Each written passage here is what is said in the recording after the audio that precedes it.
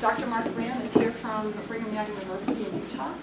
And I know Mark through the Advanced Placement Studio Art Reading, so I've known Mark about 9 years, I think he came up with. And he's written a lot of articles. He's an artist, he's an illustrator, he's an art educator, he was a high school art teacher. And for those of you that are taking my class in contemporary issues in art education, you have read his article on being an artist teacher and the value.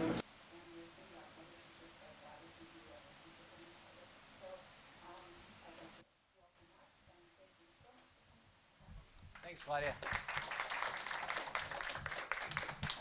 I didn't like the sound of that lecture part. I hate going to a lecture, so I'm hoping we can talk about some things together that they're important to me. I'm here.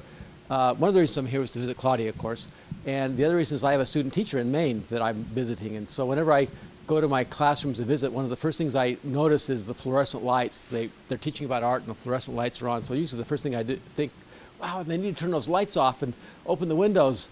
And I'm just going to test the lights for a second because we close the blinds. Oh yeah, this is nice and dark. So I'm going to put those back off in a second so you can relax your eyes because I have lots of pictures to show.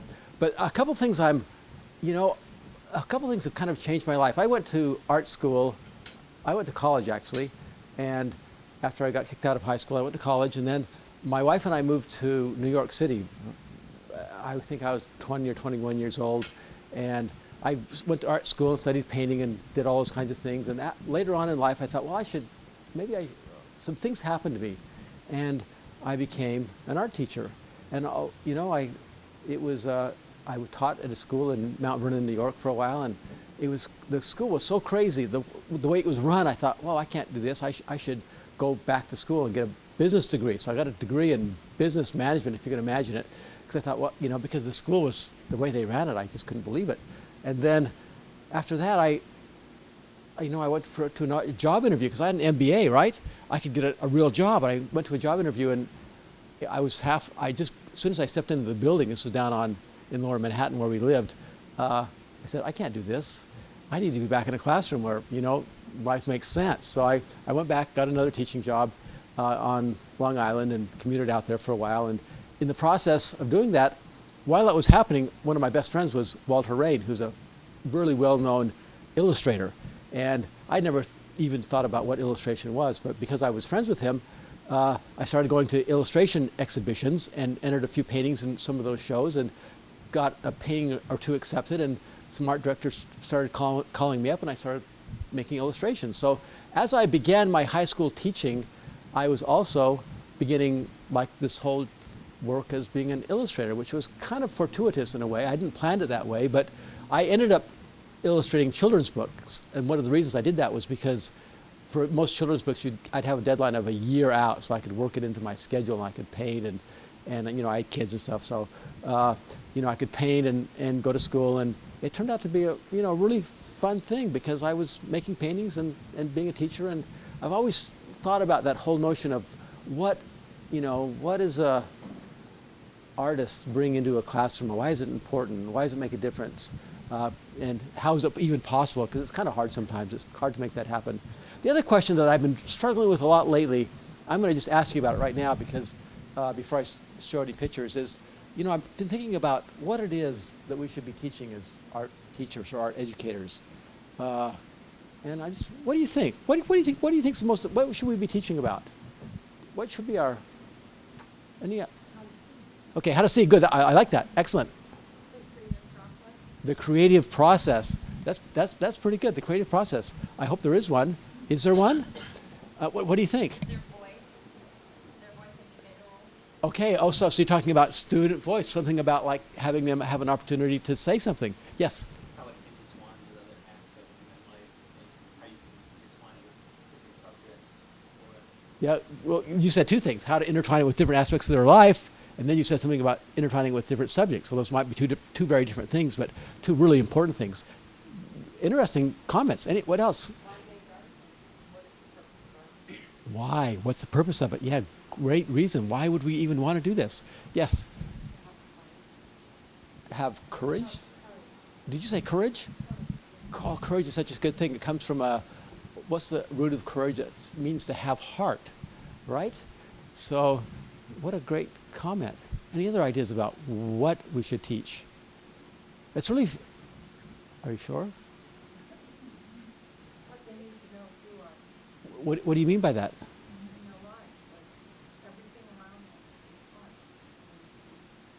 So you're close to her response about seeing. To recognize that. Yeah, seeing things differently. And that's what a wonderful thing to have them open their eyes and see things differently and maybe perhaps appreciate life differently or who they are differently.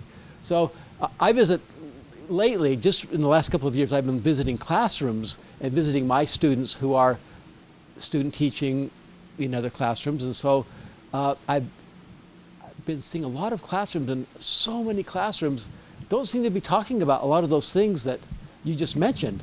In fact, a lot of them seem to be really focused on this concept of, I'm going to just call it foundations. So when I go to the 5th grade class, they're teaching foundations, you know, and then I go to 7th grade, they're teaching foundations. I go to 9th grade, they're teaching foundations. And the very best students in high school, they get to take AP Art. What's AP Art? College level foundations course. Then when you go to college, what do you have to take? You have to take foundations. And you know, I'm kind of hating foundations at this point because usually it's, you know, what's foundations? Like formalism, elements and principles of design. They're drawing with pencils on. Now, I really don't have anything that much against pencils and white paper, but in my own high school classroom, the pencil sharpeners really, they stopped working after like a week. And so I only use pencils to dip in the ink after that and I realized that pencils are, I mean, they're okay, but these students spend so much time drawing with pencils on white paper, learning foundations, like they're going to get ready to finally say something, and they never get a chance to do those things you were just talking about. So I think a lot about the what art education should be about. And, you know, maybe it shouldn't be so much about foundations. Maybe we should just say, okay, you can do something right now. And, you know, I think Claudia just told me that the person, you know, the ones who really want to are going to learn the skills they need to learn. You know, who am I to tell them what they need to learn? Maybe they know themselves. So I was thinking about that. But I love drawing and painting. I mean, that's, you know, so the other second question I'll think about is, well, if that's going to be part of what is in what I have to teach, like say I have a beginning drawing class, at least I have to think about how am I going to do that? How am I going to make it like an awesome experience and go beyond just like pencils and white paper? How can I make what are the possibilities of drawing? So with my students, I'm always asking them, you know, what more could you consider? And often that what more takes the place of making a context for their work within the context of contemporary practices. And contemporary practices in art or media arts or design are really, really diverse. There's so much going on that, you know, I like to perhaps have them open up more possibilities for their students and even for themselves. So how do you know, the third question I like to ask is how do I know if it's working? How do you know if your class is working? You feel, okay, what do you feel? Good energy, yeah, I like that. So when I walk into a class, I don't know how it is here, but I do know how it is here because Claudia told me. But and it's the same in Utah. They have this like huge long list of all these things you're supposed to evaluate teachers on, you know, like assessment and differentiated learning and learning outcomes and goals written on the board and all the whole thing. But when I walk into a classroom, I can tell like in a second the kind of energy that they have or the kind of spirit that, you know, if there's something that's kind of exciting. And usually that's manifests as, you know, sometimes it can be a little chaotic or a little noisy even. Yeah.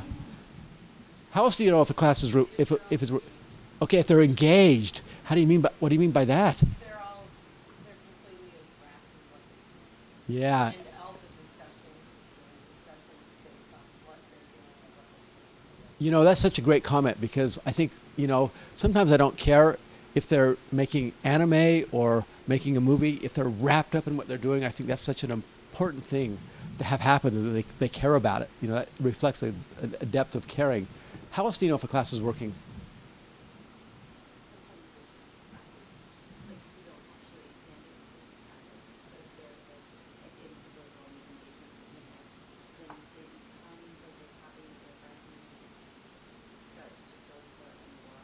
Yes.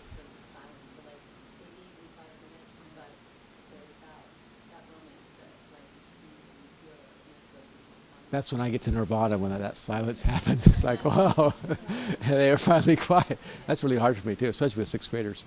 So I was with sixth graders today. When they paint, when they're painting, everybody's silent and all hell breaks loose. And the other, how else do you tell if a class is working? Yes. When they're able to articulate it back to you or express their feelings verbally, you can tell because they're thinking about it, they're engaged. You know, one of the things I like to do is I like to make little film documentaries of my students, and lots of times I'll ask them about their thoughts about things. And when they say things, like you said, I say, "Oh wow, they're so smart. They actually are see what's going on." And sometimes you don't know, unless you ask them. Good comment. That's great. Any other ways you tell Get them? into the conversations too, like I jumped with the group, and I sit there with them, and then they're talking. Yeah, you see those conversations. Yeah, that's not the usual the way a lot of classrooms work, right? It's all the teachers there, and did you hear what I said, and did you say it back right? But you're saying I'm valuing the conversations they have among themselves.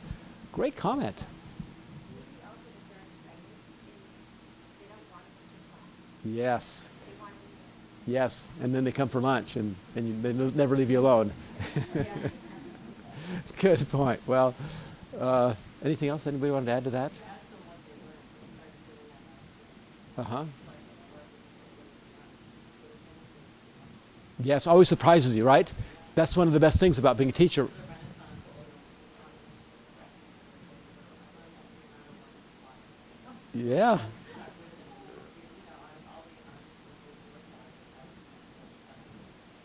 great. That. just asking, what did you learn? Yeah, Things they come up with. excellent. So that's I like that. I like to think about what they were learning. Well, I'm going to show a few pictures and talk. I wasn't quite sure what to talk about. So, and then Claudia told me some more things to talk about. But anyway, I'm going to talk really quickly about where I'm from. I've spent a lot of time lately in the high mountains of the Himalaya, climbing mountains, and I just put that there because, I don't know, that's a sacred mountain, which is, whoops, pretty cool idea. And oh, that's me. Oh yeah, I should tell you this. Last May, I climbed up to this place, way, way high, this tent, and all of clouds of fog rolled in there. You can see me, I'm in blissful state now. And I was just thinking about all the great things in life, and Buddhist temples, and Dalbat, and clouds. I make paintings. That's one of the things I do. So I've made a series of paintings by this. I'll maybe show you later. These are paintings that are supposed to be, well, they're kind of like a representation of the cloudy feeling you get high in those mountains. That's the Matterhorn. Yeah, you've heard of the Matterhorn. Awesome place. That's what they feed you at the Matterhorn when you're camping out. Pretty good, huh? Oh yeah, that was. That's my friend Cam.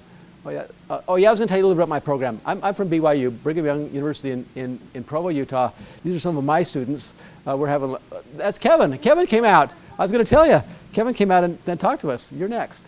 And he talked to us about what he's doing. And we live in the desert, so every winter in February we go down to St. George and have a little conference there. It's the Utah Art Education Conference, and we go running around and do things, and we have this conference, and we get dressed up and go to the thrift shops. I'm sure you all do the same things, and have these students got all masked out for their presentation they had to make. And then we probably take a dozen to 15 students to the national conference in wherever it is. Last year it was San Diego. This is one of our students giving a little talk that she was, and so this is what our program's like. That's my colleague Dan Barney, awesome colleague, very, very smart. And that's me with the Hawaiians. And that's me. No, that's not me. I wish that was me. I always wanted to do that. And I'm sure most of you are familiar with the national conference, but if you're not, you should, it's a good thing to be involved with, because it's a conversation, like you were saying, about, ideas and art education and all those kinds of things. So we have a good time. I know this. Oh yeah, here's one of my very favorite things in life. My goal with my students, one of my goals, is to get them outside camping. So this summer I did a whole 6 weeks after I got back from Nepal, working with an English teacher. This is John, one of our English faculty, and entomologist studying insects out in the Mojave Desert of southern Utah. And so that's kind of my goal, is like, wow, if I can be standing in a stream, with my students, that would be good. And so we were out, I did the art part, he did the insect part, and I thought, I don't know why I'm telling you this, except that I just thought it was a really cool thing that happened at BYU. And so that's that was our teaching experience. And the thing about this for our students was that every time I run into them on campus, they say like, wow, that was the greatest thing. I always remember that. Can't we go back there and go back to that place that was so good? This is one of our student teachers in an elementary placement. There's another one of them. I usually wear a bow tie, and so I thought that was good. He was emulating. Oh, that's one of my first classes. Wow, why is that? How did that get in there? Yeah, wow. Okay. Oh, those are my kids. And oh yeah, this is when I invented creating art out of fireworks, and now I do it all the time with my students. I know you think Kai Ko Kwong invented that, but it was me. And I invented Burning Man as well. And oh yeah, that's one of my kids made that. So anyway, that's BYU. But I have something else I wanted to show you. I think I'll show you. Oh, this is a good one. Let's see if we can get this to work. We need to make it big. How do I make it big? No. Oh, that did it. Oh, good. Now let's see if we have sound. So one of the things that I'm really interested in is that, well, I was talking about making that contact. So creating it, but working in a high school, which is what I've done most of my life, is most of my professional life, is making that happen within that context. So I made a little movie about it. Let's see if this works.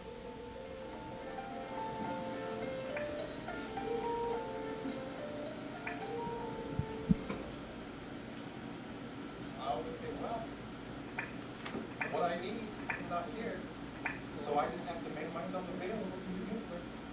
So I start look for paper, for the right paper. I know it when I see it. When you turn it around, to the back side is exposed, borders collapse, languages collapse, and suddenly I'm sitting with this sort of paper that is so familiar to me.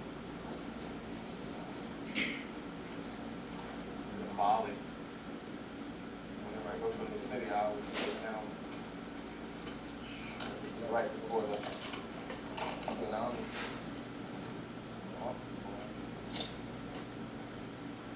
I had a whole lot of this paper.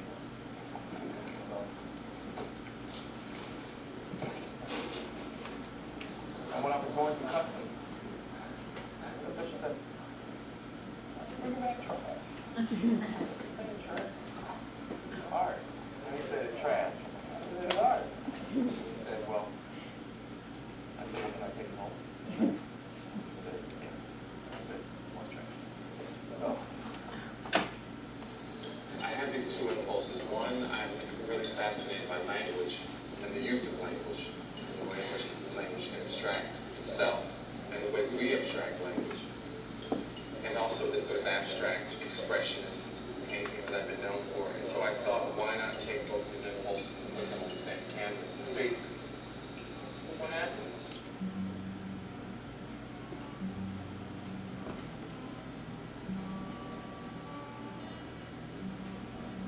Well, you got your dime, and you got your radio, and the chauffeur drives your car. That's what we do in Utah. I guess you do that here too, don't you?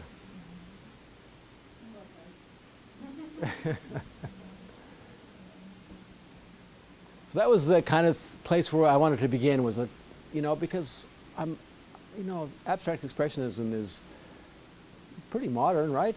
1950s. But here's Mark Bradford, a contemporary artist, who's using that as a reference point for his work. And I'm always thinking with my students a lot about, reference points.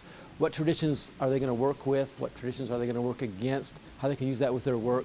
And so we explored the whole notion of what abstract expressionism, what it might be, and how it might work in the context of what Mark Bradford was doing. And this is some of my students just working away.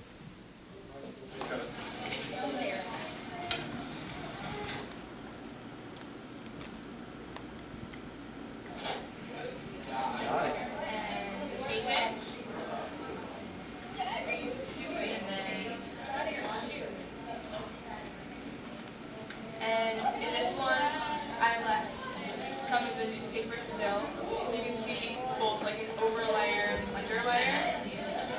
And I did the same thing in this one. Ideas take form in so much. This is Steve Johnson, who writes a lot about creativity and ideas. He wrote a great book called where good ideas come from, I think. And I just excerpted a piece of this from this presentation about him. The hunches. Oftentimes, the thing that turns a hunch into a real breakthrough is another hunch that's lurking in somebody else's mind.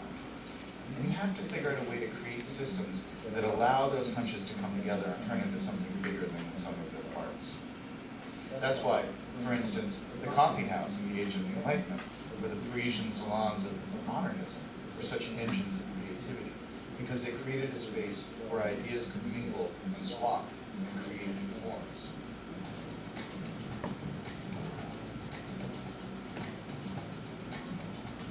So when I think about that question, for me, a really beautiful place is a classroom.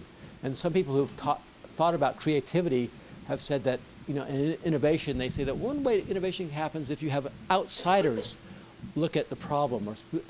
But you think about it, with children, you're always with outsiders because they're always kind of new to a discipline. And so one of the exciting things about being a teacher is you're always with this group of people who really don't know what's going on. They don't have that much experience, and so they bringing fresh eyes to it. The other thing about a classroom is you have all these conversations going on at once among different people. So Steve Johnson talked about the coffee house in the 19th century. A classroom can be it has that same kind of possibility. And that's why it's such an exciting place to work.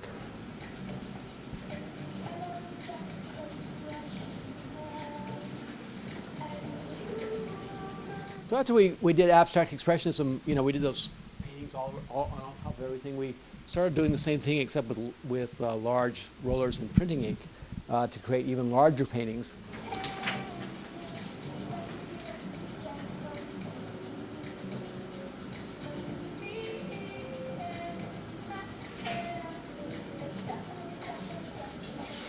Then I asked them to start writing things. I said, what if you had to give some advice to somebody? Like, we're going to make a large mural installation. You wanted to give somebody some advice. What would you write? And so they started writing these things they had. Some of them were like cliche sayings. Some of them were other sayings. And we started to examine them. Then they made stencils, started trading stencils. So we had this whole little writing thing going on top of the paintings. That's pretty. I like how you described it. Do you have that song in Arabic and language on your iPod?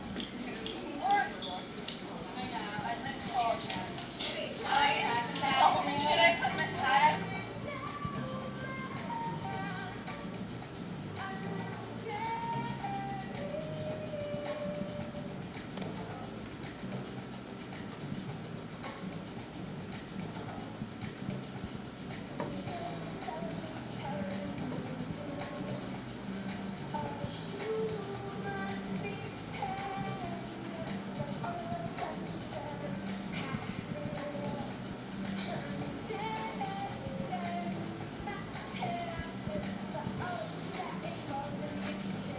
Relationships of meanings. Apparently around here, it's a kind of a young word for good now. It's like it means something good. So I just thought, what does it mean to make a big painting bad? I just show this picture because after I work with the Art 21 Educators initiative they've done for the last 5 or 6 years. And one of the things I did after thinking about that is I made a little theater in my room. I had a projector. It was on a cart at the time. Many rooms have these now, but I would just make this little place where every day we'd have we'd look at something, we'd talk about it, and it would be like, students got sort of in the habit, every day or every other day we're going to have this little discussion about ideas, contemporary art, as well as the whole making thing, which they were more accustomed to. I want to be a badass. My relationship to badass was very old. It feels like something from Easy Rider.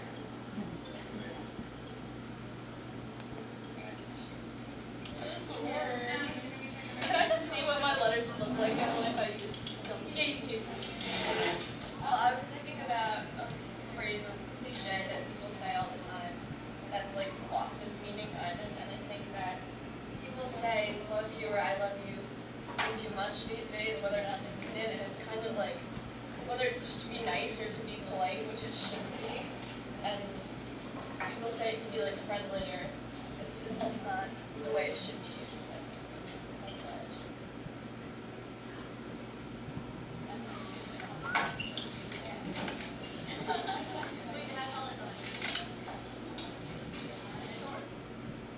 Okay, that's the end of that story. Does anybody want to say anything about anything? Yes? I don't remember the source of this, but I have read that creativity can't be taught, but a teacher can foster creativity through the environment that they create in their classroom. And I thought that was a really powerful way to look at it. It's a really interesting way to think about it, especially when we're in an educational climate that emphasizes objectives, as if like I'm going to be able to, plan this out. But you're saying, well, I don't know if I can do that. I'm going to try to create an environment for something to happen, which is, I think, a great idea. And I think about that a lot. I think about curating my room, so there's like these things happening that maybe can create something a possibility. Because like you say, it's hard to make that happen, but you could create possibilities for it. Stephen Johnson talks about that in terms of putting lots of possibilities out. And so he talks about how people invent things in like Africa, for example, using just spare parts that are around. Rather than having an engineer come in and design something and give it to them, they design things out of the spare parts that are available to them. He talks about the adjacent possible, what having two things together and seeing what happens when those things join. And you can't predict that, right? Because if you could predict it, well, it doesn't quite work that way. So that's a brilliant idea. I just wanted one other thing. I visited Claire Preventure in her elementary classroom in Manchester, and she has her iPad connected to the smart board, and there's something going on every day that she's connecting to whatever the kids are doing, which is fantastic. I mean, it's just, I wish I was in that age group of technology, but it's fantastic that you're doing. Yes, there's amazing things you can do if you can figure that out. Anything else anybody wants to say about anything relative to contemporary art practices, your classrooms? Yes. Well, I think it's important for us to include and to focus on contemporary art concepts in the way that we're teaching, because we're teaching in K-12, we're teaching the majority of our students who will not go to art school. And so we want for them, what do we want for them to get out of it then? We want for them to be critical thinkers. We want for them to be conceptual. We want for them to be visually literate. And so it's just such an interesting topic, because we were talking about this earlier, that there's this debate, are we supposed to be teaching skills, or are we supposed to be teaching conceptual development, or what are we supposed to be focusing on, and where's the value? And I think contemporary art kind of helps us really focus on this creative approach to helping students think differently. Yes, that's a great point. And of course, when you look at these artists, most of them are very skilled craftsmen. It's just that the range of their craft is pretty diverse compared to what we often are able to do or even think about doing in a K through 12 classroom. But it's possible to make those things available to students. I mean, if they really want to learn that skill.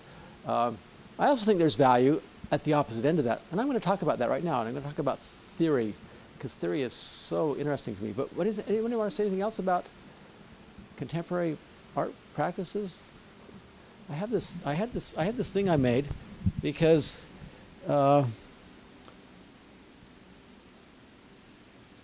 think it happened because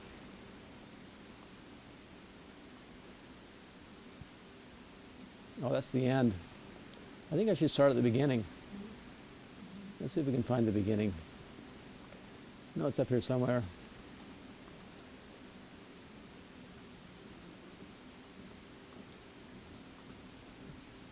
I think Claudia will appreciate this, because one of the we read all the AP portfolios. We look at thousands and thousands of works of art from high school students, and I was listening to them, and some teachers were saying, "Well, how can I get my students to stop doing anime?" And I was thinking to myself, "Wow, I want my students to do more anime." And I think a lot about the theories that we put out there, because we like to make theories. This is the best way to do this. This is the best way to do this, and how that relates to practice. And we have these principles and mythologies of how to be a good art teacher. One of the things I do with my students, I'm always showing them movies about teachers. So I might show you one in a minute. Movies that people make about teachers, and how do these theories define our pedagogical practice? How do what we believe about teaching? How do those define what we do? And in education especially, we'd like, that got cut off. we create polarities between the things that should be done and other practices that are considered bad. You know, you don't do that anymore. And I question that because, for example, here's a good example. Creativity is good, copying is bad, right? Creative people don't color, copy, or trace. That's only for people with no imagination. If you use coloring books past the age of 10, you will wreck your imagination forever. This is Linda Berry, by the way, a brilliant graphic novelist, and she thinks a lot about this process. So I think, yeah, that's and here's the question that they were asking. This was my anime art club I had after school. I love doing this. I was always figuring out how to marshal that energy. Here's the students. They were copying anime, by the way. Here's the students doing drawings in the Metropolitan Museum, and I guess they're copying. And here's Richard Prince, wins major victory in Patrick Carew lawsuit. He borrowed his images, his photographs, and made them into his own paintings. And so the question about copying is pretty complex, actually, when you think about it, because in contemporary art practice, appropriation is a very common practice, and people who've studied children say, well, children don't just make stuff up. Children are always using models that they gather from those around them. If you don't show them examples, they're just going to copy what the person next to them is doing. And so we have all these notions about copying and creativity that are kind of interesting. What is the opposite of copying? Well, I don't know. But you know, it's, of course, Andy Warhol, of course, was you know, that was kind of what he's all about, is taking things he thought were great and making them again. So when I think about theory, I love this saying attributed to Niels Bohr. He was a physicist. The opposite of a fact is a falsehood, but the opposite of one profound truth may be very well another profound truth. So when I have copying and I have the opposite of copying, I'm thinking, well, you know, both those things can be true. So anyway, that's what I'm thinking about. Intention or chance, over-structured curiosity or under-structured curiosity, knowing or not knowing, and master teacher or just someone who's makes occasions learning. Master teacher, or let them figure it out for themselves. Being present or not being there at all. And if I am there, what should I be doing? Here's Mr. Miyagi. Remember his approach? I say you do, no questions. Wax on, wax off, and that's how he did it. And what's the opposite of that? Oh, here's a good one. If you're going to be an artist, you have to know your influences. Yes, I know. This is good too. Sugato Maitra, he just put computers in little villages in India, and then when the students or the people asked him, what should we do? He said, I don't know, and he left. So that's completely the opposite. You know, he's not even there. And I wonder about those questions. I don't say, you know, I know I can't any longer say, well, you need to be there or you don't need to be there. I like to think of like both of them. Here's some other archetypical teacher types we see in the movies. This was, what was this movie? The Freedom Riders, yeah, that's a good movie. I love teacher movies because, you know, in teacher movies, the teacher always has what? One class, you know? Right? So here's the seize the day, the inspiration, kneeling at the altar of art, which is what Robert Williams portrayed in the Dead Poets Society. Prescriptive theory argues that there's a best way to do things. And we like to talk about best practices. And we hear that a lot about in educational circumstances, but I think best practices, it might be an illusion, you know, because sometimes best practices can really be limiting to us. We say, and so I like to think of an idea of a vibrantly sufficient practice, someplace that might be in between theories rather than seeking for that best practice. Okay, that's into that story. Anybody want to say anything about theory? And then I'm going to show you one last movie. Maybe. Oh, what's this one? Oh, yeah. Okay, let me see if I can get this to work properly. We'll go to the beginning. Make this big. Okay. Does anybody want to say anything about anything? It's your last chance before I play another movie. About theory? Best practices? Got any ideas about best practices? Well, how can there be one best practice or 10 best practices when every single day the classroom is different, every single year you get new kids, things change, the world never stands the same. Yeah, that's what I say. But you know, there's a lot of talk about best practices, from people who want to reform education, and usually not teachers. Yeah. I Yeah. recently changed my whole teaching practice. I was teaching since my 20th year. Beginning of last year, I switched to teaching for artistic media. Uh-huh. Mhm. So it's just a completely different way of teaching. It's just been really great, and it's made me realize all of the best practices that, the last 20 years that I was looking at, like lesson plans and how there were lesson plans in magazines and books and Yeah. online, and like the lesson plans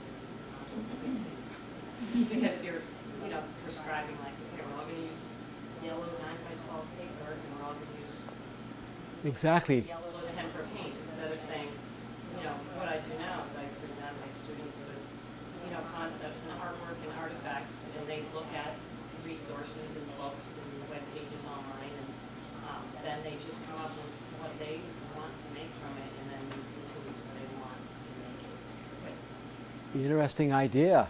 I like it. Although, So it's completely different, and it's probably like it throws out a lot of best practices that people would say, oh, we should have, it doesn't, as far as the formal, elements, those come in like I introduce them as they go. So, and a lot of it is them finding out. I mean, I used to teach lessons with, warming cool colors and color mixing and whatever, and I kill myself, and they still 2 weeks later would be like, how do I make green? Or how come this made brown? Yeah. These two together.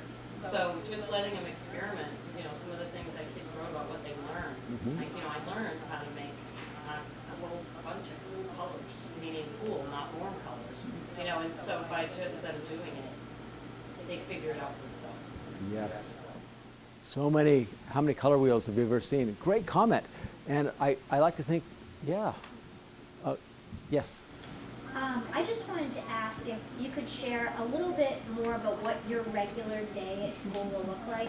I know obviously schedules changes, but how many kids do you have in the class, or what kinds of classes do you teach? I love watching the video of them, making this awesome art, but I'm just trying to put it into the context of what my day is like too. Uh-huh. What is your day like? Well, it's very busy with 5 minutes in between 50-minute classes, Uh-huh. so it's difficult at times. Wonderful and energetic, but difficult.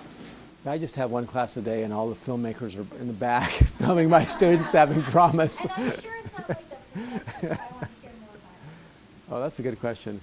I'm going to show you one more movie, and then we'll talk about that, okay? Because there's a movie in my classroom, so Great. good comment. And I'm still thinking about your comment about, what did you call that method? Yes. Yes, choice-based art. Oh yeah, that made me think of there's an artist art educator from Kentucky, George Szlecki, who talks about that kind of concept a lot, where he says, well, I don't really make a lesson plan. I just kind of put everything. I create this menu or this situation, and then let's see what the students do with it. And I'm a big believer in curriculum. I feel like curriculum is an awesome thing, an awesome creative process of planning and thinking about what you can do, thinking about the deep purposes of what you're doing as a teacher, thinking about what you want to have happen, thinking about possibilities for students. At the same time, I'm really interested in the possibilities that I don't foresee, or things that can happen that I can't plan. So usually by the time I get done doing something, then I've sort of figured out what the curriculum kind of was. But I still, well, obviously we can't not have plans. I mean, we have to sort of have a sense of like what we're doing. And sometimes there are kids who just, they really want to be told what to do. And, sometimes you have to guide them a little bit. So, but I'll show this movie, and then we'll see how you see about that. This was my room in my school.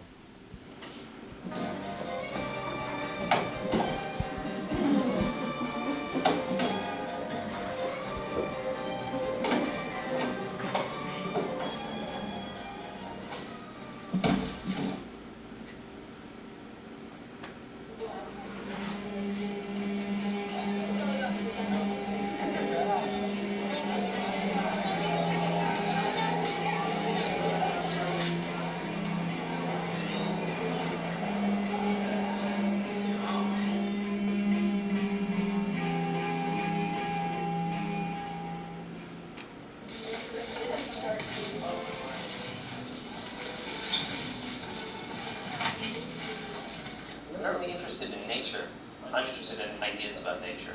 And that's really what my work is about, is examining those ideas. Where did they come from? What's the historical groundwork for them?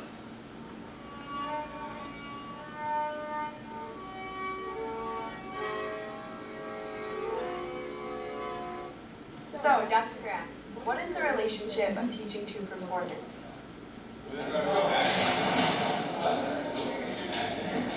Yeah.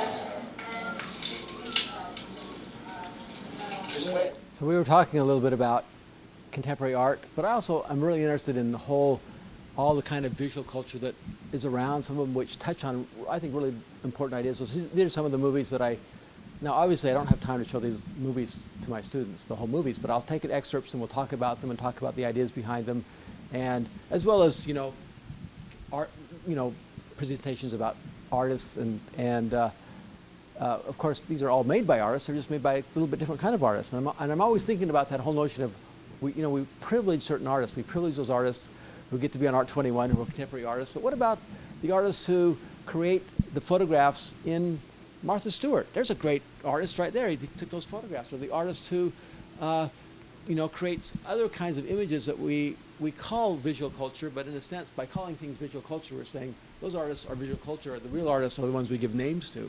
So I'm always, with my students especially, asking them to think about, where else does art appear, and where else are there people who are shaping culture? Documentary filmmaker.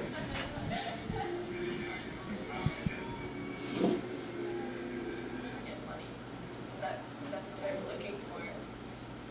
Right. So what was their relationship to nature?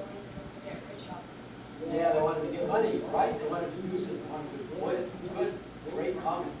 Any other ideas about our relationship to nature in that 1933 version of King Kong?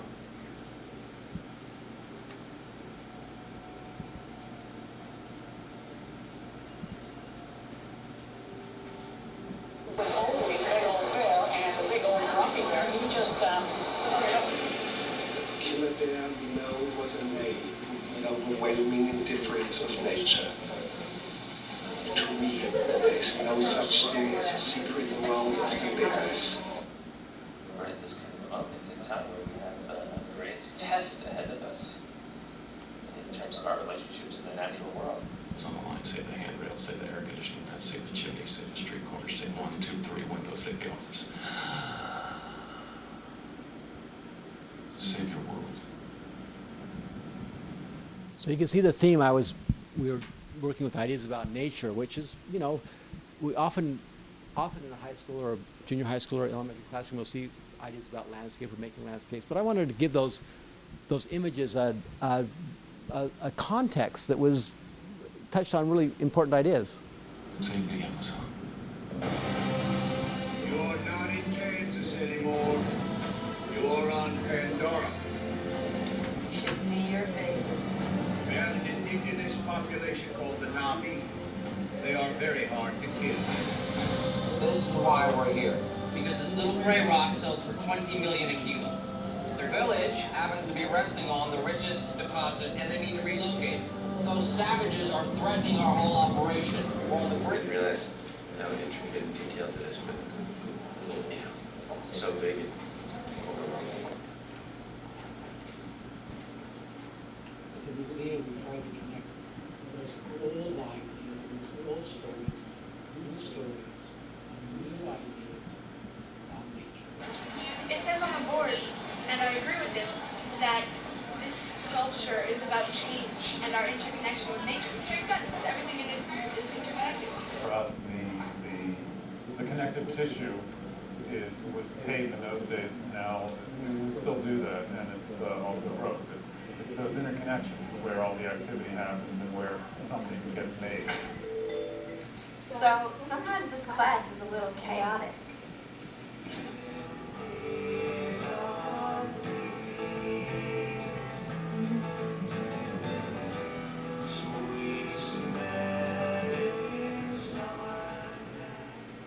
This is right off. It's something that's not true. Oh, wow. Yes, it's not true. This is not true.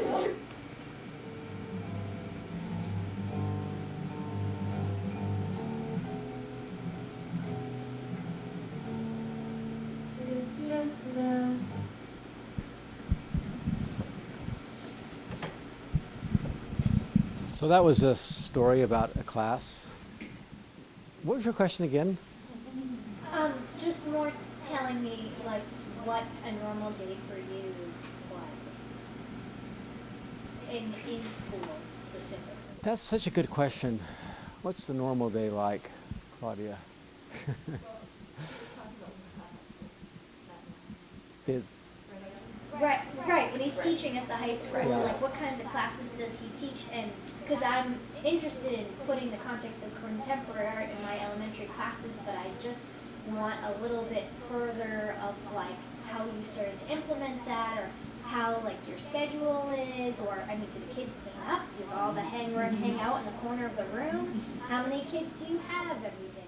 Yes, those are great questions, and as a teacher, those have changed for me lots of times. I mean, I've had, you know, because in my last assignment in my high school, I was also department chairman and then the district director of art kind of thing. So I had fewer classes than normal because I had to go off and do other things.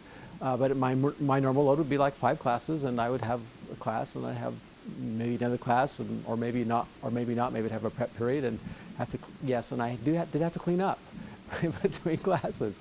But the real question, you know, you bring to mind 2 really important questions. One of them is, how do I survive as a teacher and an artist? Which is, you know, how do I manage things so that, you know, I'm not completely overwhelmed, but I'm not working all night, and, you know, how can I also create my own work that, you know, is making me happy? One of the things I like to do is, in my classroom, I always had a table. It was kind of my table, so that when students were working, I could kind of be working on things, and, you know, some students were, you know, willing to say, well, let's work on something together. Other students, they really want to do their own work, not have any influence on it at all. But I would have a place where I could just like have a little project going. So for example, when I did clay, I'd start with a demo, and then the next class, the demo would go a little bit bigger. But it wasn't just like an abstract demo, it was like a piece that I really was interested in making. I mean, in fact, everything in my class I was always interested in making myself. In fact, that's where I got most of my ideas for what I was doing. Is I was interested in making something, and so I have these people here. I wanted them to, you know, maybe they can we can work together on this. So that was always a big deal for me, is how to, and then managing it so I didn't have to prepare like, you know, like 14 different things every day. But so if I'm going to have 5 classes, I try to work on some of the similar themes, even some similar mediums, so I don't have like all this amazing overwhelming management problems. And for elementary, it can be, oftentimes elementary classes, as you know, have shorter time periods and more classes, and, you know, it makes it even harder, but it can be done. I mean, I've seen it. So, and what was the other thing? Yeah, that was the other thing. How to figure out how to manage things so that you don't get burnt out or overwhelmed I think is kind of important. You know, and so when we talk about theory, I mean, we have these ideas about how the ideal class should be, but in real life, you know, you're going to try to do one great thing and, you know, not try to do 10 great things, because otherwise it's too much. And like I said, I have a little place where I always show stuff if I want to like push that barrier a little bit of something and get involved and see what other people do. Such a good question. And I think it's a little different for everybody, you know, what they're able to do. She also asked about contemporary art and how that works into the elementary curriculum, how that can be introduced. Yeah, and that's such a good idea. That person, I can't remember her name. She works in Colorado, I think, wrote an article about that. She's an elementary teacher, and you know, lots of times you think, well, contemporary art is something just for older students. But I have teachers I've worked with, elementary teachers, who they make that's just what they do. They talk about contemporary artists, and their kids work on things, and they work on things together, and there's a great energy about that. And give me your email when you leave. I'll send you a few notes about that, because I know some really amazing things that are happening with elementary artists who are not only like really committed to their own artistic practice, but, you know, they're doing things in the classroom that are, you know, not just, you know, color wheels. I mean, as awesome as color wheels are, it's the, you know, they need some context. And, good question. Did you use contemporary art for the basis of your whole curriculum at the high school?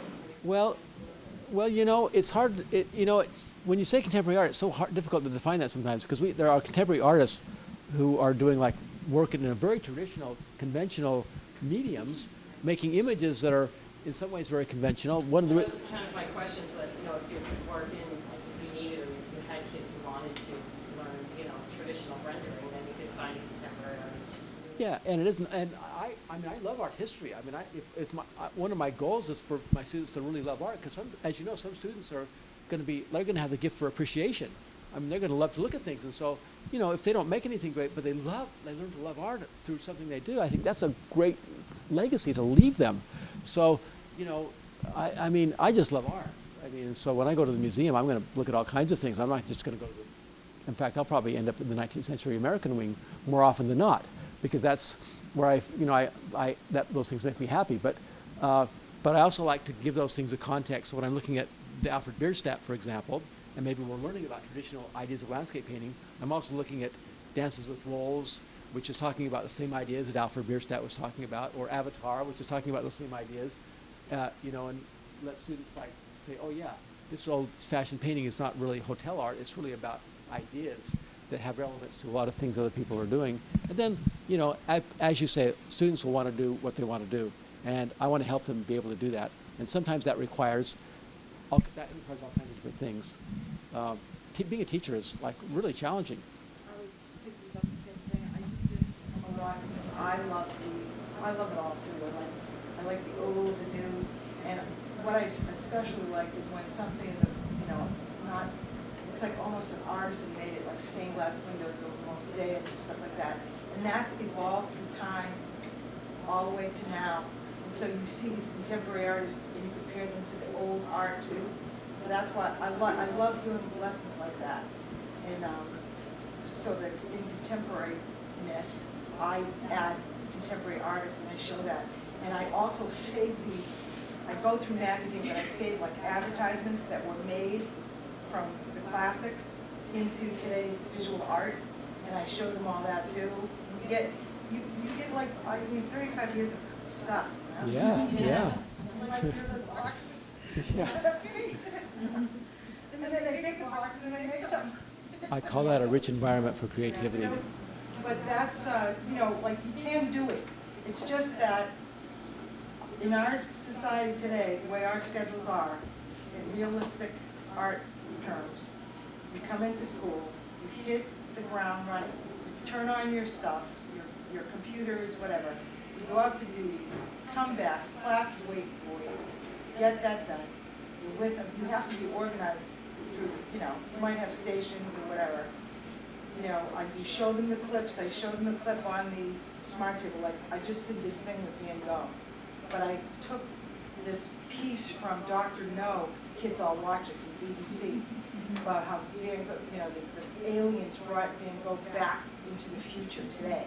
And so they brought him to see his retrospective. And you have a conversation with them. You sit there and you go, there's this guy. He made 900 paintings. He sold one. He's never known that he was good. He dies, and they bring him back to life, and he sees this stuff all around this room that belonged to him. And the kids are sitting there like, and you sit there, well, think about that. Who would you bring back to life if you wanted to? Who would you want to tell? And it's like it opens a whole new door when you teach them. I need to get that episode. That sounds great. It is. It's like, there's a whole episode, but it's just a small clip, and he's looking at the guy that walks out of the museum with an iPad, and the alien says to him, no, that's not important. Where do you see this? And then the professor of Van Gogh says, he says, Professor, in 100 words or less, tell me what you think about Van Gogh. And he sits there and he says, here's this man that had the most tormented life and made the most unbelievable beauty. And he's listening to all this. Oh, it's just, everybody's crying. I need that one. Well, yeah, I like that. Yes? Do you ever worry about overwhelming or impacting your students' artwork or process of making art by showing them your art, or maybe talking about your tastes in art? Do you ever worry about impacting what they think and what they want to create? Yeah, that's such a good question because, and some people do that. I mean, I think it's valuable for them to know that you also have some of the same issues in terms of creativity and making things, and that you do make things. And on the other hand, you can be a little bit intimidating sometimes or overwhelming for them. That's a good thing, good question. I don't know that it has a one answer for everybody, but it's a good thing to think about when you're bringing things into the classroom. How are you going to present yourself as an artist? And good question. You could be really enthusiastic about something, and you could show your students, and maybe one or two feel that same enthusiasm, but the rest don't. And that's a whole, and that's one of the other, that touches on another question, because there's lots of students who'll be in art classes who, you know, they're not really want to take an art class. They just have to be there. They've been assigned there. And one thing that you know, I think enthusiasm and energy can be a really valuable thing, because I think eventually they'll catch it. And, you know, even if they don't become an adherent to that whatever particular thing you're enthusiastic about, they'll say, well, there's something there that he's really, you know, he gets excited about it. Maybe I should look into that. But at the same time, do you remember School of Rock, Jack Black? He was all about this piece of music that he had written for them, and he didn't want to hear anything about anything else they were interested in.